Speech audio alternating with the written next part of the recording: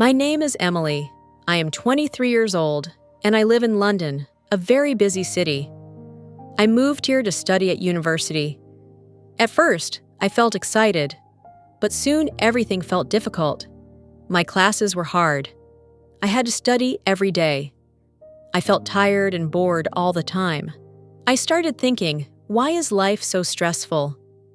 I wanted an easy life. After many weeks, I decided to leave university. When I told my parents, they were very angry. They said, "Education is important. You must finish what you started." But I did not listen. My parents told me they would stop supporting me financially. This meant I had to pay for my rent, food, and bills by myself. I felt scared. I had very little money, no degree, and no clear future. I felt lonely in the big city. I needed a job, but I did not want hard work.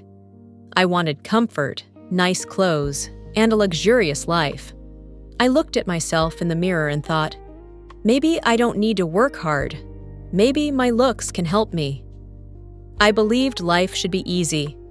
I didn't want stress, books, or exams. I wanted a rich lifestyle without struggle. So I found a simple job at a luxury hotel. I worked at the reception desk. My job was to smile, greet guests, and answer calls. Every day, I saw rich people come in and out, expensive clothes, expensive watches, luxury cars. One man caught my attention. His name was Mr. Thomas. He came to the hotel many times. He was around 60 years old, always wearing a black suit and a gold watch. His driver waited outside in a long black car. I knew he was very wealthy. One afternoon, he walked toward the desk and looked directly at me. I fixed my hair and smiled politely. He said, "You are very beautiful." I felt excited. I believed this was my chance for an easy life. We talked for a few minutes. He gave me his business card and said, "Come to my house this evening. We can talk more."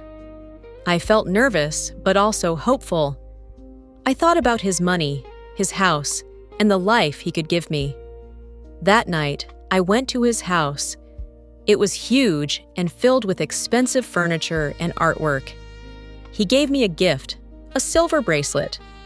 I felt happy and important. I stayed the night. The next morning, I looked around the house and thought, this should be my life forever. I told him, "I want to stay with you. I want to be your wife." He laughed. Then he looked at me seriously and said, "You are young and pretty, but you must understand your position."